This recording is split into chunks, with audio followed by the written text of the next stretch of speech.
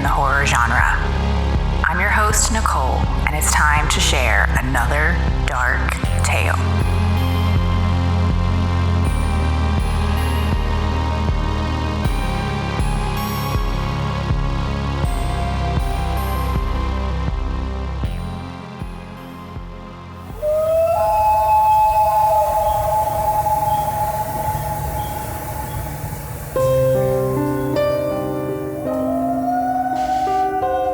Timmy Baterman was like that, Lewis. Like a zombie in a movie, but he wasn't. There was something more. There was something going on behind his eyes, and sometimes you could see it, and sometimes you couldn't see it. Something behind his eyes, Lewis. I don't think that thinking is what I want to call it. I don't know what in the hell I want to call it. Stephen King, Pet Sematary, 1983.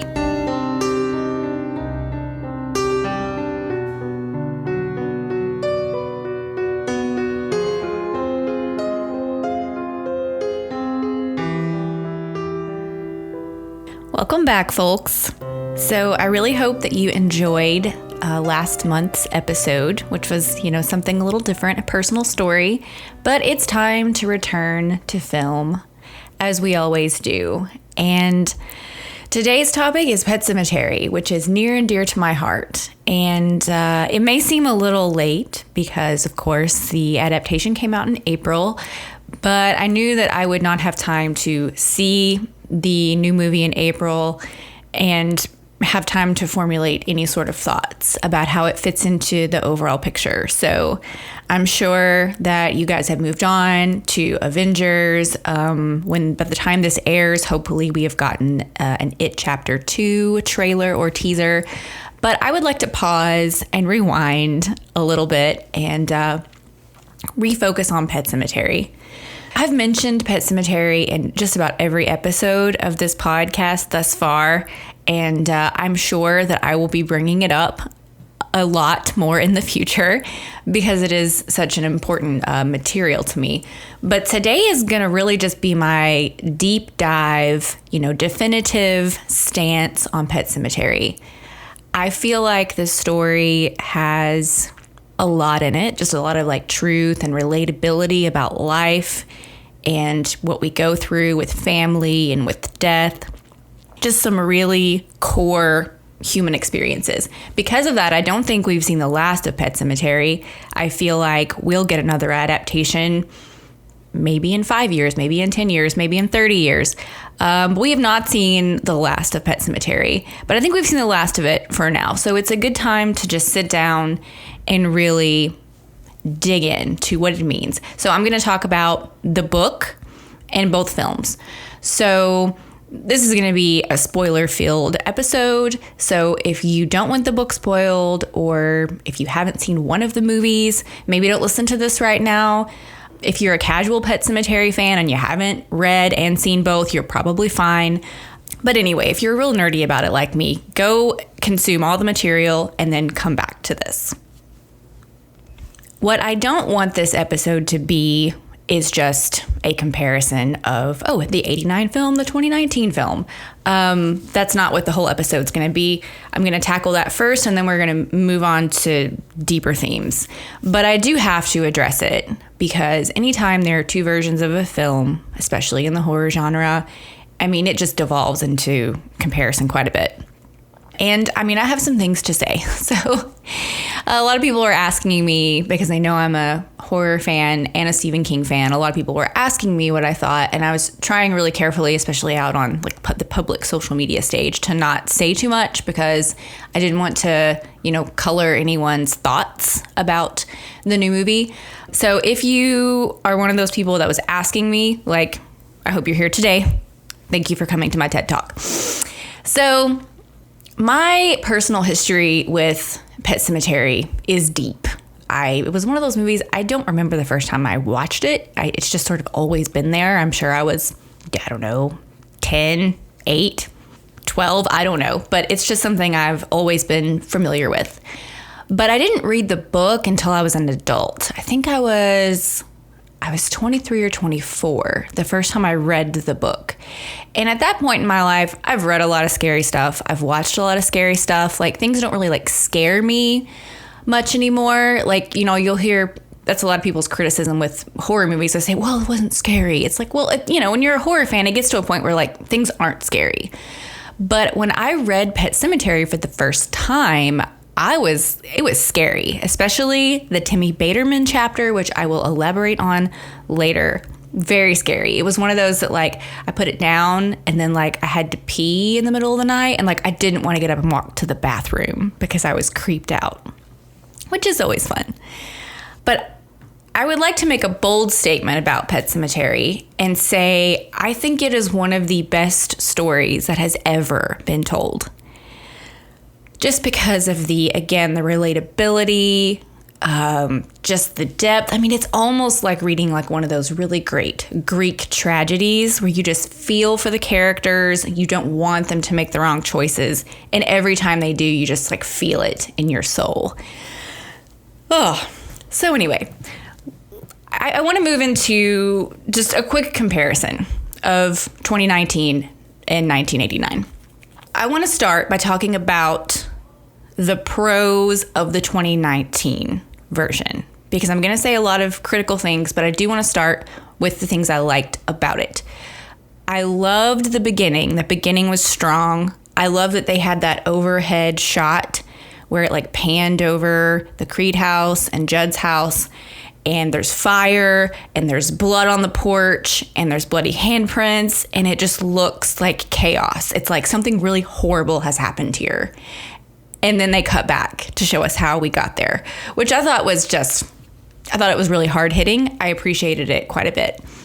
And also, speaking of those like, you know, high above wide shots, they did a few of those. Later, they did one where Ellie is in the Pet Sematary and they show the view of her from above. And then same thing when Judd is standing in the Pet Sematary, it's like a view from the other side of the deadfall from above. So those things were interesting because I thought that was an allusion to like the view of the Wendigo spirit. Like he is watching what's going on. Now, I don't think there was enough of that. I don't think there was like a through line through the whole movie with that. If they had sort of carried that perspective through, it would have been really interesting, I think, an interesting, like subtle concept. Some other things I really liked about this movie is the cast. I thought the cast was great. The acting was fantastic. That's one of the weaknesses in the 89 version. Even though I love that cast, you know, the acting is a little weak sometimes. So the cast in the 2019 version, strong. Which leads to another pro, which is the relationships. Lewis and Rachel's relationship in this version is really great. It feels natural. It feels very equal.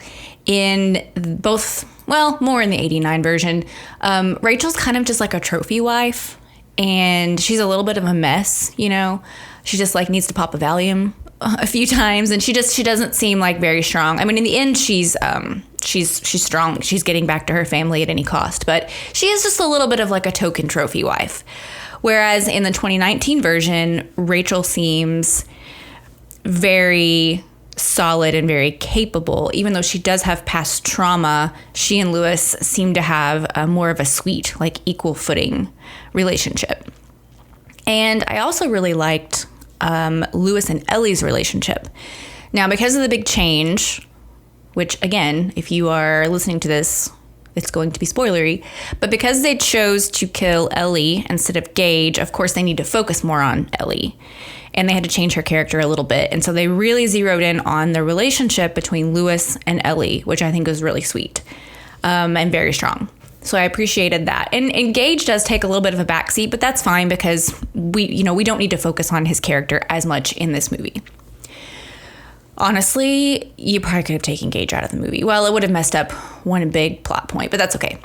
Another strong thing about this movie was church. Of course, like the cats in this movie, I don't know if you guys have seen, but like they were at the the premiere and like they had their little ties on and they looked just so happy to be there. But the church was strong in this movie, and pretty much across the board, people are saying good things about good old church, which I'm very partial to the 1989 church, the big fluffy gray. I have wanted a big fluffy gray cat like that since I was a child because of that. So one day I shall have one, but not now. So those are the things I liked about the 2019 version. Now I'm going to get into the cons, which are a little easier to talk about. I'm going to try not to just ramble on forever. But so I said one of the strong things was the relationships, but that's also one of the weaknesses. Judd and Lewis's relationship is not good. It's just it doesn't seem like anything special. It's just kind of very cold. And in the book and in the 89 version, it's integral to the story that Lewis and Judd are close. And we just really lose that here. It still could have worked, but I'll talk about that later. Judd and Ellie also, their relationship in this movie, you're told that it's supposed to be a big deal. However, they don't show you that at all. Like, they show Ellie going into Judd's house and like they have a little conversation, but you don't get that like, oh, Judd feels drawn to Ellie. Like it's a sweet relationship. And then he tells Lewis later, oh, she has touched my heart in a way that no one has in a long time. Well, don't tell us that. Like take time to build that relationship and like show us that. So I felt like that they asked us to put a lot of faith in that relationship without actually building it. Also, Lewis and Pascal. Pascal might as well have not been in this movie. I felt like the scene where he first speaks to Lewis in the hospital room was very weak. It was like very cliche horror jump scary. It wasn't really like, it wasn't like a grounding moment like it should have been. I think they could have easily just lifted him right out because he just sort of shows up with, I mean, his purpose is to introduce Lewis to like the danger of the Pet Sematary and say don't go there, but I think we could have taken his character out and it wouldn't really have hurt the movie. Although there are some really cool scenes with him, just like as far from like a visual standpoint, like when Lewis goes out his bedroom door and he's just in the forest, like that's beautiful. But again, you could pull that off somehow without Pascal. The motivation for me also wasn't really there in this movie. Like, we don't really know, like, why does Judd all of a sudden change his mind and be like, oh, we're not going to bury the cat here. We're going to go on. They didn't really give a lot of motivation for that. Also, I feel like we don't really know why Lewis takes Ellie up there either, other than just the simple fact of, like, if your child dies, of course it's horrible. It's like the most horrible thing that has ever happened to you, and you want them back. But I feel like they could have really dug into the guilt factor because they've already introduced the change where Rachel is directly responsible for Zelda's death, which, by the way, I think that was a great change. The whole dumbwaiter thing was like very scary. So they've already introduced that idea. And then it's technically Lewis's fault that Ellie dies because instead of doing the hard thing as a dad and like putting Church down like he should have, he couldn't make the hard decision and he just lets Church out into the wild. Well, Church comes back, Ellie gets distracted by Church in the road, and that's why Ellie dies. So it could have been a great parallel of Rachel's guilt, Lewis's guilt over the death of a child, and they really could have hit home that this is why he feels he has to go to the Pet Sematary. It's not just to bring his daughter back, but it's because it's his fault. It wasn't supposed to happen. He caused it, so he's going to set it right. But they don't bring that out, and I think that's a real weakness.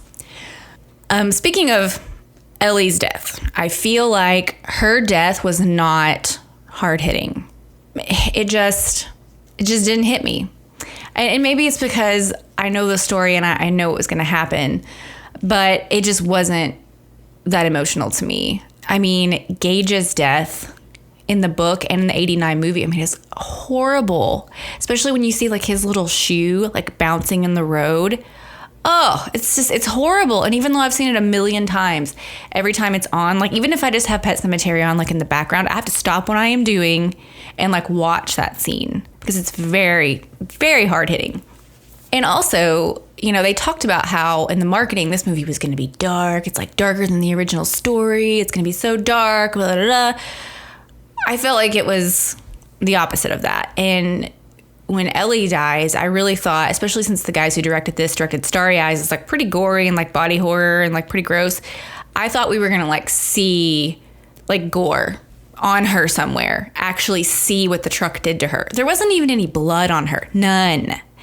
Now, later, we see the staples in the back of her head, which was a great move. That was a great way to show major trauma without maiming a child, which was very smart.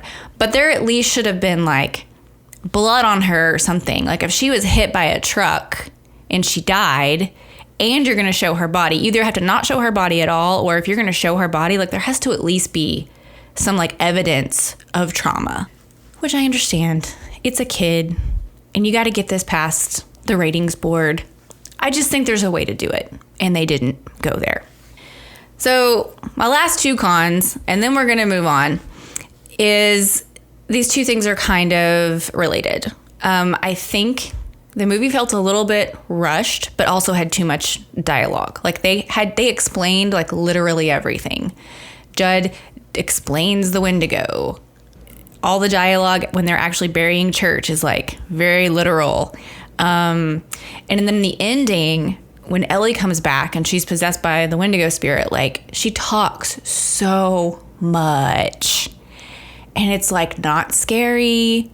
And it just would have been so much better if she would have said less and if her few words would have had like more impact.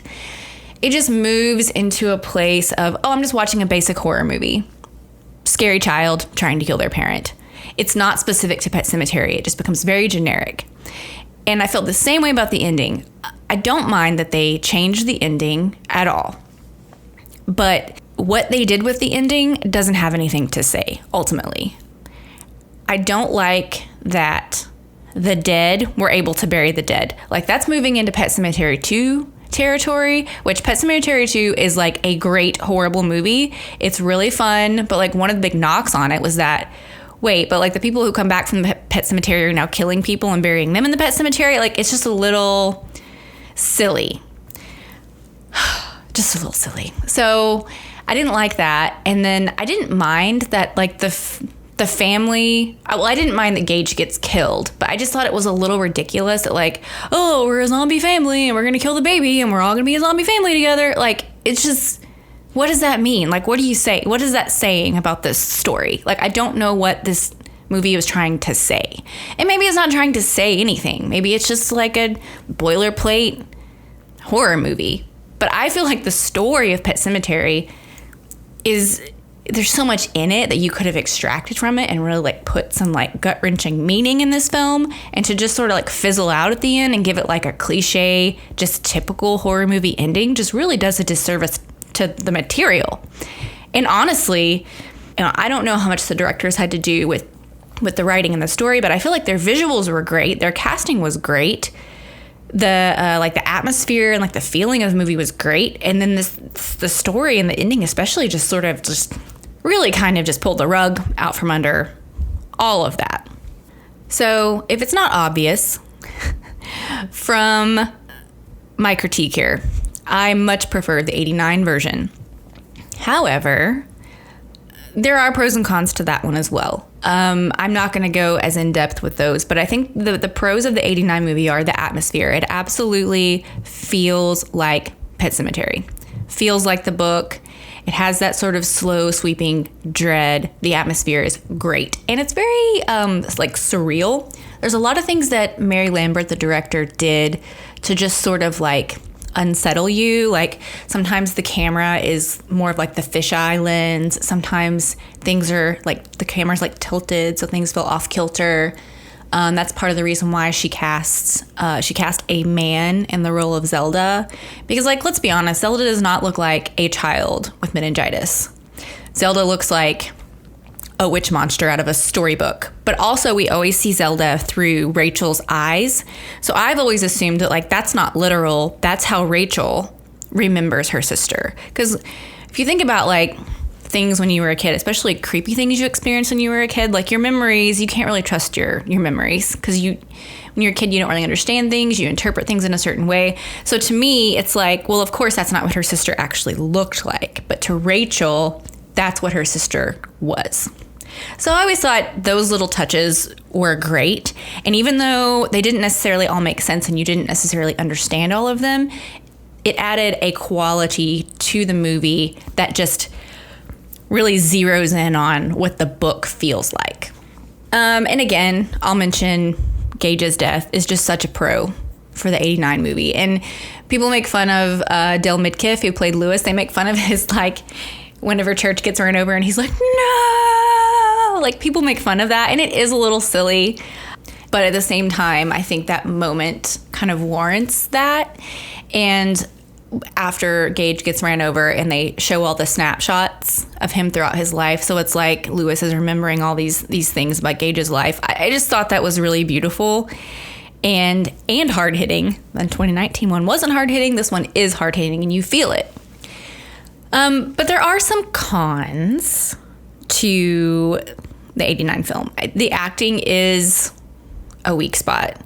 It's not like super terrible. It's just not like Dale Midkiff is a little, his delivery is not like the best, and Rachel's pretty good. It's just overall the acting is just like, yes, it's just a little weak, but not enough for me to really detract from the movie all that much. And of course, Judd is amazing. Fred Gwynne, his acting and his character is good enough for the whole movie. If everybody else would have completely sucked, we got an amazing, perfect Judd. Oh, so great. So great. And I'm actually, I'll dip back into 2019 for a second. I'm actually really glad that Lithgow didn't try to do just what Fred Gwynne did. So some people were critical because he didn't do the main accent, but it's like, you know what? We got that Judd and it was perfect. So I'm glad that Lithgow just didn't even go there. He's like, you know, I'm not going to try to do that. I'm just going to be my own character. And I think it worked out fine. One other con about the 89 movie is Pascal. Now, I think the way he shows up, like his first scene with Lewis in the hospital, that's terrifying. And like when and where he shows up makes a lot of sense to the story. But he's just a bit too silly. He's a bit too jokey. And I know he actually, so some people hate Pascal in the 89 version. Some people like him because in such a serious story, he adds a little bit of levity. And I don't mind him being like sarcastic here and there, but he is just a bit too silly. His makeup though is amazing. Definitely amazing. So to just kind of wrap up this comparison, my overall thoughts is obviously, you know, I prefer the 89 film hands down. I do appreciate the fresh take of the 2019 version, but I just feel that the necessary story work wasn't really put in to justify the direction. And at the end of the day, I feel like the changes they made were just for the sake of changing it. They didn't change it to then make some kind of point later on. Like I said, there's a lot of great stuff packed into the source material, and I feel like they just didn't take advantage of that and like pull anything out of it, which leaves it just, like I said, feeling kind of like a flat, basic horror movie. So what I want to do here is, since I complained a lot about it, I want to kind of like step up to the plate and tell you that, like, if it was up to me, what would I have done with the 2019 adaptation? Because a lot of times people just criticize and they complain, but they don't have any original ideas. Well, I do. And so I want to share just, if you gave the 2019 version to me, what would I do to, in my opinion, make it great?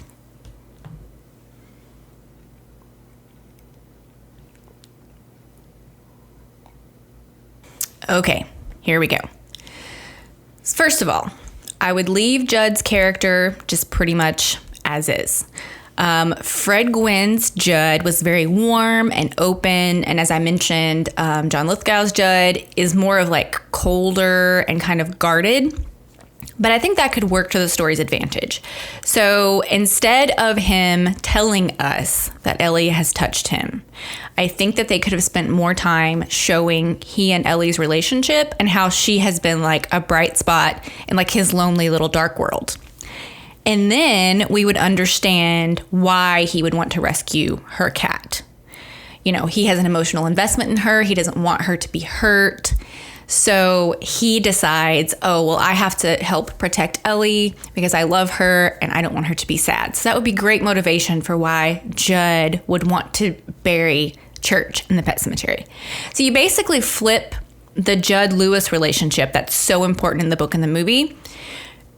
You take that relationship, and instead of it being Judd-Lewis, you make it Judd-Ellie, and just really, really build into that relationship.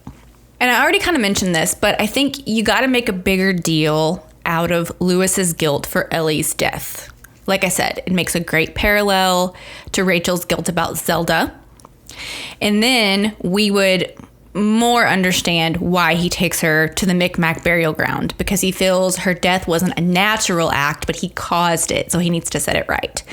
And in this way, it really plays on that idea of like how the Wendigo spirit makes you feel justified and gives you reasons to come back.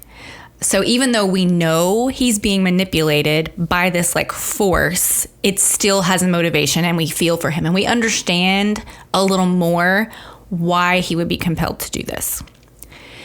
So in the end, Ellie comes back and kills her family, just like she does in the actual movie. And honestly, like, I don't know, have her kill Gage too. I would either have her kill her entire family, or Gage never came back from Rachel's parents' house. Just leave Gage there. Kind of like Ellie was left there in the original story. Either way, either Ellie comes back and kills her parents, or she comes back and kills her whole family. Which again, if you had her kill Gage, that would bring that gravity back. Did they really do that? Bring that gravity back.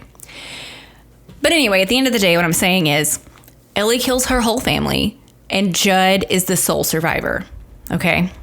Don't kill Judd. Leave him as the sole survivor. And then he has to be the one to put Ellie down. And of course, this is going to play off our emotions again, because we've seen them have the close connection. So just like we feel very, very invested when Lewis has to put Gage down, we're going to feel that same emotional connection because Judd has to put Ellie down, and we know what she's meant to him. We've watched him grow with her. We've watched that relationship grow. That relationship is the thing that put this whole thing in motion with the cat. It would be a beautiful moment. And so then Judd's the one to burn the house down. And I would have it be the Creed house, not Judd's house. So all this carnage took place in the Creed house. Judd puts Ellie down. Judd burns down the Creed house to, of course, hide the carnage and hide all the bodies, but also to prevent anyone else from moving in there. So he's lived in his house his whole life. They established this earlier on. He's from Ludlow. He's seen a lot of stuff go down in Ludlow. So here he is. He's the cause of this last piece of tragedy, and we know he's already a cold, guarded character. And he is just left alone in his guilt and regret. I just think that would be such a hard-hitting ending. Maybe even the last scene is like Judd sitting on his porch, and you can like see the fire from the Creed house reflected in his eyes, and his face is just like, ugh. I just feel like I feel like that would be the impactful ending that we need. That's what I think. So there that is. So let me know what you think about that. Do you think that would be a better take on the 2019 version? Would that fix it? Do you think there's problems with my plot here? Like, let me know. I want to hear. Or if you have any clout and you want to make the next adaptation in 10, 20, 30 years, like, hit me up. You can have my idea. No fair. No fair. No fair. So we've talked about the movies fairly extensively, and so I really want to move on to just the general themes presented in Pet Sematary. There's going to be a lot of book discussion here, but it all fits back into the films as well. So there are a few main themes in Pet Sematary. The most obvious of those is death and grief. I mean, the whole movie revolves around death and grief, and I think it's probably one of the reasons why this story has such a mass appeal, because not only are death and grief the darkest of human emotions, but they are emotions that everyone will experience at some point. We are all going to lose someone we love to death, and we are going to die someday. All humans share this. So, I mean, that's just, it just grounds this story and makes it very serious and very important because of that. So on the heels of that, hand in hand with the death and the grief in this book, there are obviously themes of resurrection. And this is one of those books that really makes me ponder Stephen King's religious beliefs. He definitely has not been shy about his critique of organized religion, and I think his sort of suspicion towards like religious figures. But I have a theory that Stephen King does believe in God. I mean, if you've read very many of his books, there's usually kind of a positive bent towards, like a higher power. And there's a hopefulness to a lot of his books that I feel like he has this kind of worldview that like everything's going to turn out okay in the end, which is a very kind of Christian belief, not that you have to be Christian to believe that. And also we just celebrated Easter not that long ago, which always brings about, thoughts about resurrection. And so the fact that I was researching kind of this episode at the same time Easter was going on, it got me thinking about some biblical recounts of resurrection. I just quickly kind of want to go through some of those. This book constantly refers to Lazarus. And if you don't know the story about Lazarus, Jesus has a friend named Lazarus. He died. Jesus was away. And while he was sick, Lazarus' sister sent for Jesus. They said, Lazarus is sick. Please come here. We know you can heal him. Well, Jesus shows up and he's too late. Lazarus has already died. So Jesus goes out to the tomb and says, Lazarus, come forth. Lazarus is raised from the dead. And everyone's happy, right? So you read that story in Sunday school and it's like, oh, yay, Lazarus is so happy. He rose from the dead and he's with his family and it's like very happy.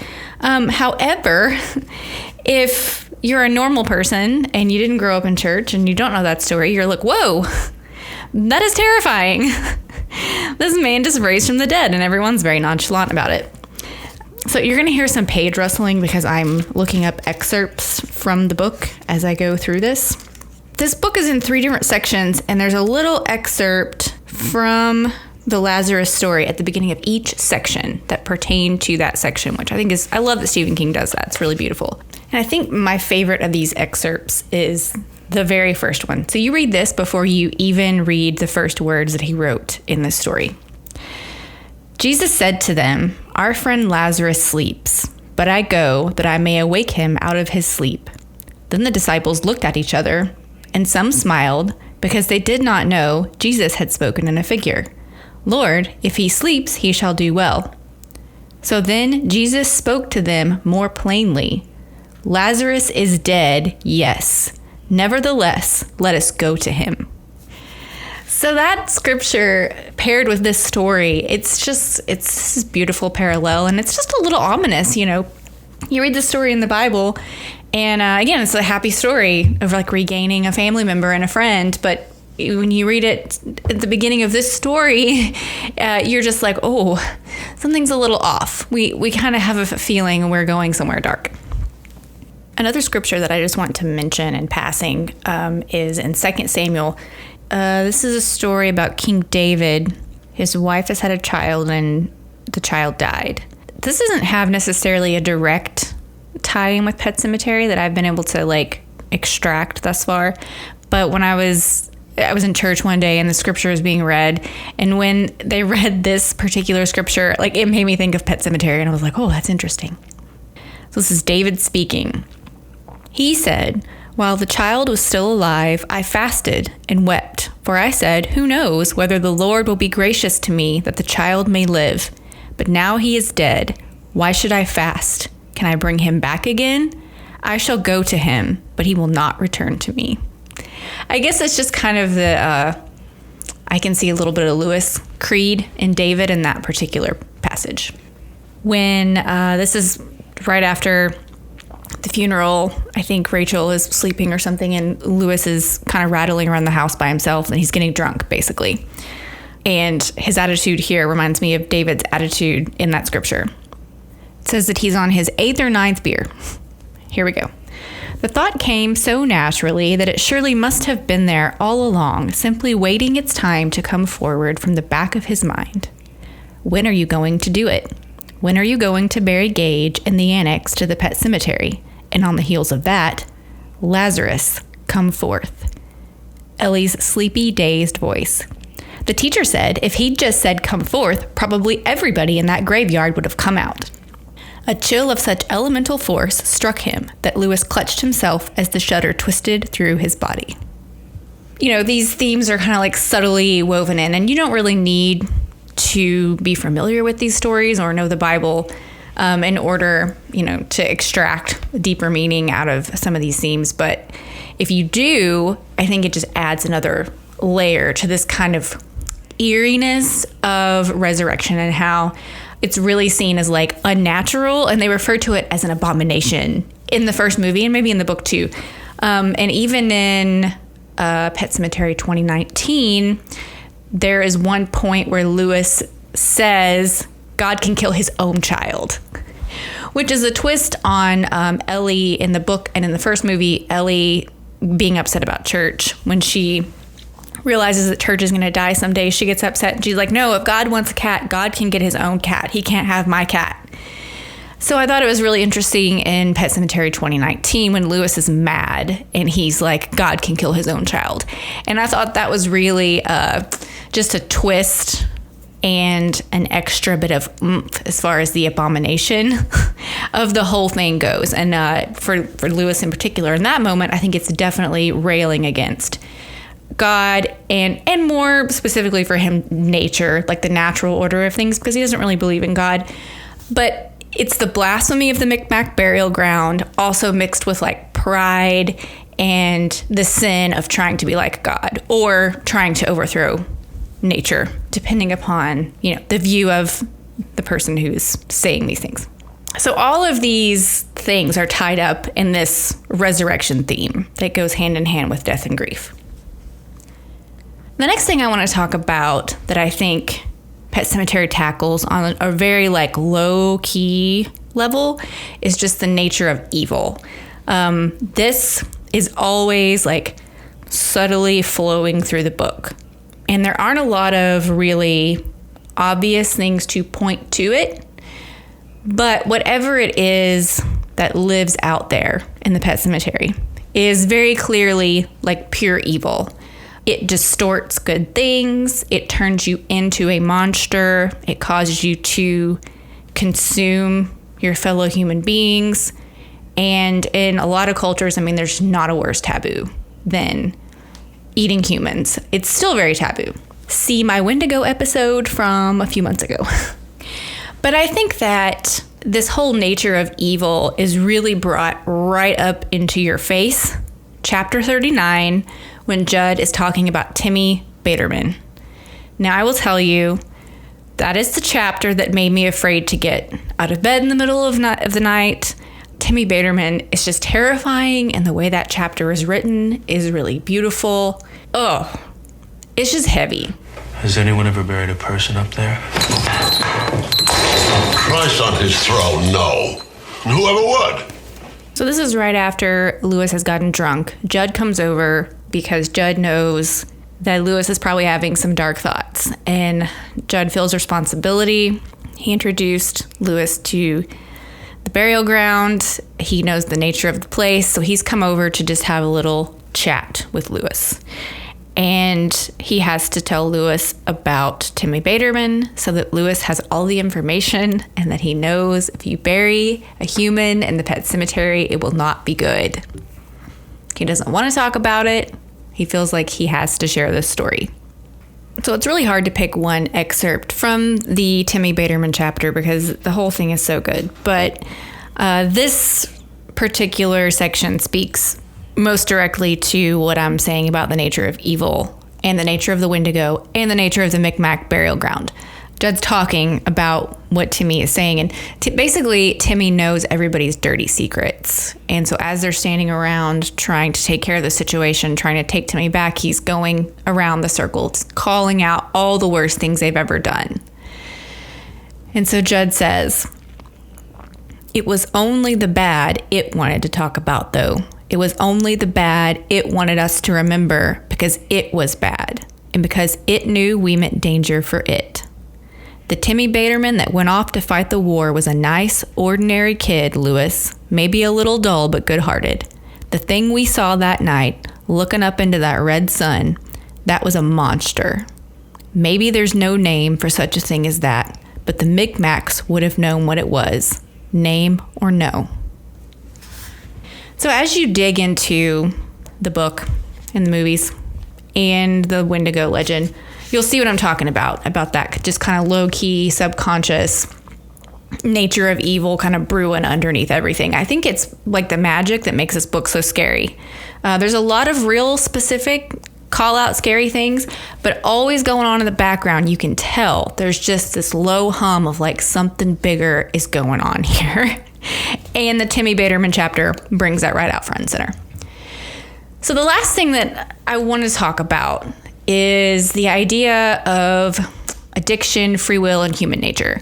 On the Losers Club podcast, when they talked about Pet Sematary, there was a little debate about whether or not Lewis had free will when it came to the Pet Sematary, which was something I had never thought about. I was like, well, of course he did. But some of the people on the show were arguing that basically he never had a choice. You know, he moved into this house. Judge showed him the way up there. Once he got up there, now he's hooked, and that he never really had a choice in the matter. I still am going to argue that he did have a choice in the matter. Obviously, not with church. He didn't know where he was going or what he was doing.